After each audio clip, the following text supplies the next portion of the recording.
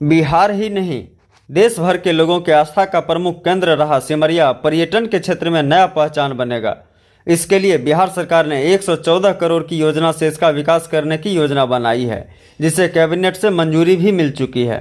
सरकार के इस फैसले से न सिर्फ साधु संतों में खुशी देखी जा रही है, बल्कि आम श्रद्धालुओं में भी खुशी व्याप्त है। बताते चलें कि सिमरिया में 2023 में अर्धकुंभ लगने वाला है। इसके पहले सरकार के इस फैसले से लोगों में नई उम्मीद जगी है। भारत सहित मिथिला वासियों के लिए लोक आस्था का प्रमुख केंद्र सिमरिया धाम का दिन अब फिरने वाला है। उत्तर वाहिनी गंगा के इस तट का अपना धार्मिक महत्व है, जिसकी वजह से लाखों लाख श्रद्धालु गंगा के इस तट पर न सिर्फ गंगा स्नान के लिए आते हैं, बल्कि सालों भर यहाँ धार्मिक अनुष्ठान चलता रहता है। इसकी महत्ता को देखते हुए सरकार ने श्रद्धालुओं की सुविधा के लिए नदी का तट सहित रिवर फ्रंट का विकास करने की योजना बनाई है। मंगलवार को मुख्यमंत्री नीतीश कुमार की अध्यक्षता में हुई राज्य मंत्रिमंडल की बैठक में सिमरिया धाम के विकास के लिए जल संसाधन विभाग द्वारा तैयार योजना को मंजूरी दी गई, जिसके तहत नदी तट पर पक्के सीढ़ी घाट का निर्माण, कल्पवास मेला क्षेत्र में श्रद्धालुओं के लिए विभिन्न सुविधाओं के विकास एवं सौंदर्यीकरण योजना शामिल है। सरकार के इस फैसले के बाद साधु संतों में खुशी देखी जा रही है। बहुत प्रसन्नता है, साधुवाद देते हैं, वर्षों से प्रतीक्षारत हैं। 2017 के महाकुंभ में माननीय मुख्यमंत्री जी ज्ञान मंच से घोषणा भी किए थे। 2023 पुनीत कार्तिक महीना में फिर अर्धकुंभ योग आ रहा है। 2017 के महाकुंभ में देश देशांतर के करोड़ों मूर्ति पधारे थे। निश्चित तौर पर 2023 के इस अर्धकुंभ में भी देश देशांतर के पुण्यात्मा वृंद करोड़ों में पहुंचेंगे। अगर इसके पहले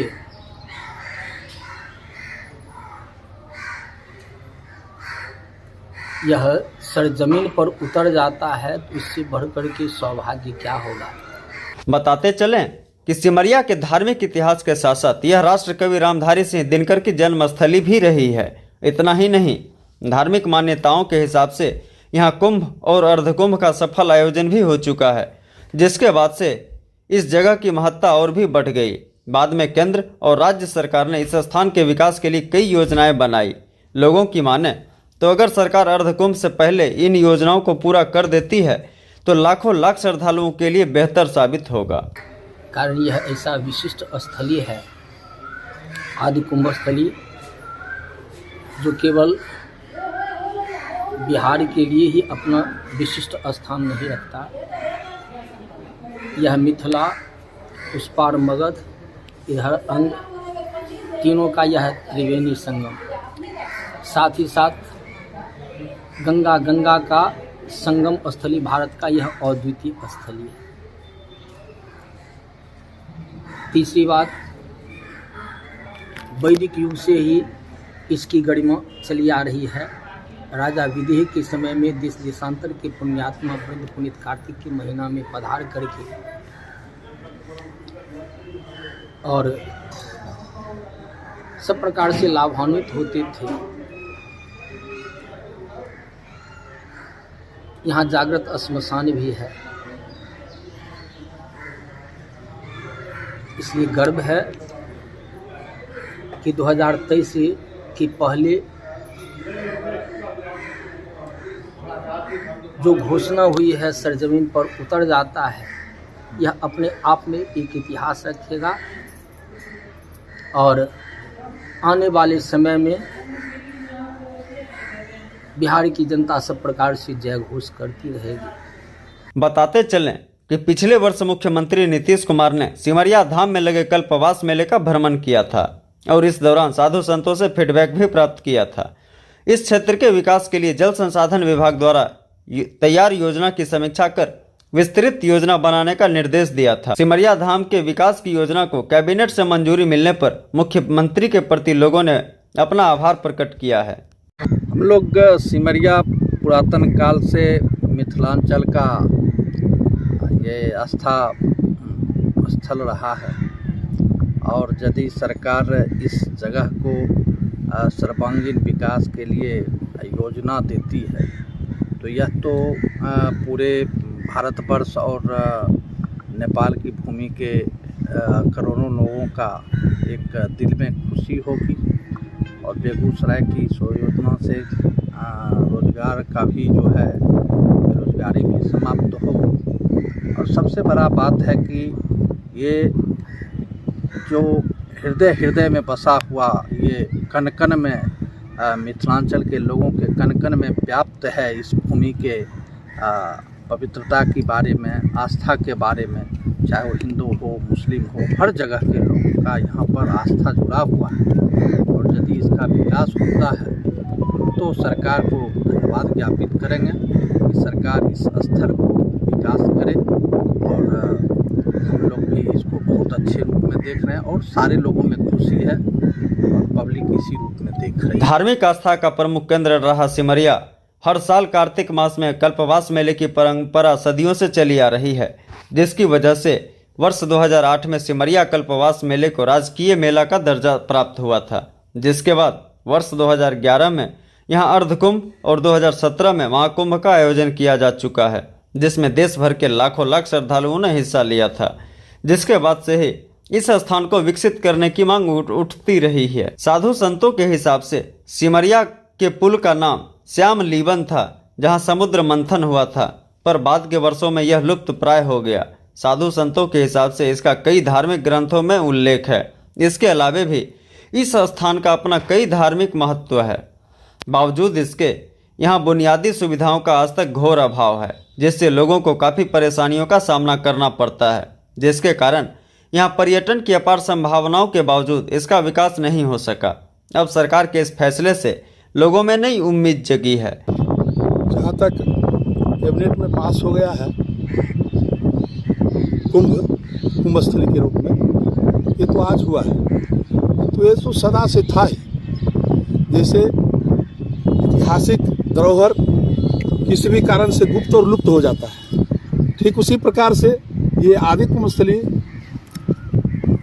जो भूतकाल में राजा लोग थे, कराल जनक, उसके शासन काल में यह गुप्त लुप्त हो गया धीरे धीरे, किंतु किसी भी धरोहर का भग्नावशेष रहता है ना, ऐसे ही प्रत्येक मास जो कार्तिक महीना में यहाँ मास मेला लगता है, वही भग्नावशेष है। हमारे सदगुरुदेव श्री श्री 108 चिदात्मा जी महाराज इस पर अनुसंधान किए, रिसर्च करके उन्होंने वेद का अध्ययन किया, रिसर्च किए, फिर वाल्मीकि रामायण, रुद्रामल तंत्र इत्यादि अनेकों ग्रंथ को अध्ययन चिंतन मनन करते हुए उन्होंने सभी के सामने ये रख दिया, विश्वविद्यालय के सामने, शंकराचार्य के सामने, अनेकों पीठाधीश्वर के सामने, यह आदि कुंभ स्थली था, अभी है और रहेगा। ये सदा से ही था, सिर्फ गुप्त और लुप्त हो गया था। विगत 17 में विगत कुंभ के समय थोड़ा विवाद भी हुआ था, उसमें हमारे गुरुदेव धार्मिक न्यास बोर्ड के अध्यक्ष उस समय श्रीमान कुणाल जी होते थे, श्री किशोर कुणाल, उनके पास मैं और गंगानंद गया था और उन्होंने बोले थे हमसे महावीर मंदिर में कि ये तो मनगढ़ंत कुंभ है। मैं उनसे बोला, सर आपके पास भी लाइब्रेरी है, मेरे पास भी पुस्तकालय है, मैं राष्ट्रकवि दिनकर की धरती से संबंध रखता हूँ, आप ऐसा कीजिए, किसी शास्त्र में ये बता दीजिए कि जब समुद्र मंथन हुआ था उसके सबूत में मन्नार हिल अभी रखा हुआ है, जो बिहार में ही है। अभी बिहार का कुछ दिन पहले बंटवारा हुआ है, जो कि झारखंड हो गया, तो वो भी बिहार में था। बासुकीनाथ का अवशेष रखा हुआ है, सारी सबूत है। ये मिथिलांचल है, मिथिलांचल, जहाँ मंथन हुआ हो, जहाँ मंथन हुआ है वही क्षीर सागर था, और यही मिथिला है जहाँ मंथन हुआ था और राजा बलि जबरदस्ती अमृत कुंभ लेकर के मंदार हिल के पास से, अभी जहाँ बांका में है, वहाँ से भागे थे और चलते चलते उन्होंने सर्वप्रथम आए जाह्नवी ऋषि आश्रम, जिसको अभी सुल्तानगंज कहते हैं। जाह्नवी ऋषि में आए और वहाँ देखे कि ऋषि महात्मा ध्यान में है, संध्या का समय था। उन्होंने सोचा कि ये समुद्र मंथन और इंद्र का जो सभी श्री था, वो श्री विहीन इसी साधु संत के श्राप के कारण हुआ, कहीं ये भी फिर हमें श्राप दे दे, इसलिए फिर वहाँ से चले और चले गए मुंगेर, जिसको भी कहते हैं। वो कभी मोदगल ऋषि आश्रम था, वो मोदगल नाम के ऋषि रहते थे। वहाँ भी देखे संध्या वंदना हो रहा है। पुनः उन्होंने गंगा पार करके आ गए सालमलीबन। ये सिमरिया घाट जो है, ये अभी का सिमरिया घाट कहलाता है, किंतु ये उस समय सालमलीबन कहलाता था। सालमलीबन आए और यहाँ पर थक गए थे, तब तक रात्रि हो गया था, और यहाँ अमृत कलश रखे और आराम करने लगे। किंतु देवता लोग भी, विष्णु भगवान देवताओं के फौज के लेकर पीछा कर रहे थे। और अभी जो मोकामा देख रहे हैं ना, मोकामा, उसका उस समय नाम था मनोकामनापुर। उस समय मनोकामनापुर नाम था।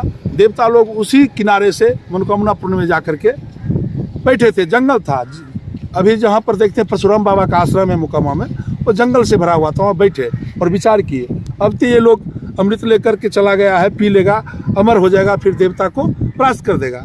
अतः एक प्लान बनाते हैं। विष्णु भगवान बोले, देखो मैं अपना रूप बदल करके जाऊंगा सालमलीबन और वहाँ मोहिनी का रूप धारण करूंगा। फलस्वरूप ऐसा ही हुआ, सालमलीबन में मोहिनी का रूप धारण करके आए और सभी राक्षसों को मोहित किए। उन्होंने पूछा कि तुम्हारा क्या नाम है।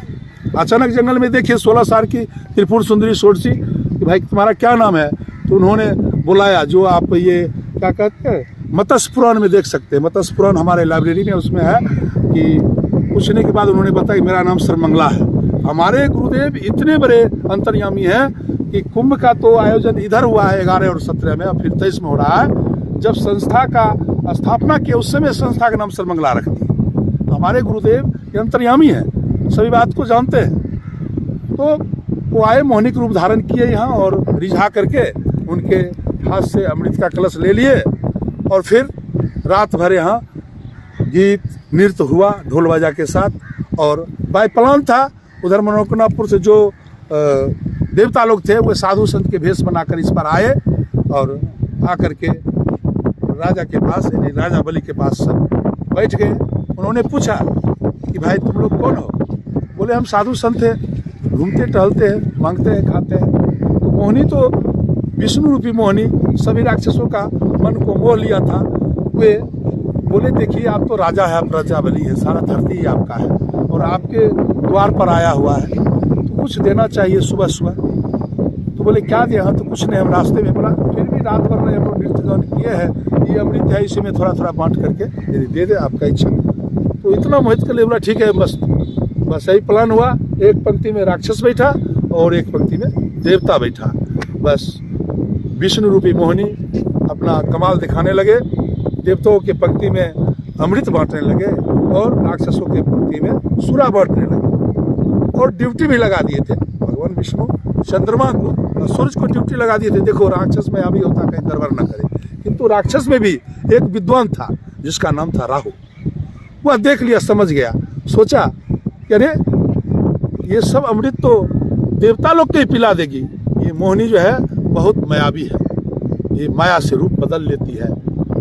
फलस्वरूप क्या किया, अपना स्थान वहां से उठा करके देवता की पंक्ति में बैठ गया। इस बात को सूर्य चंद्रमा ऊपर से जो ड्यूटी कर रहे थे उन्होंने देख लिया।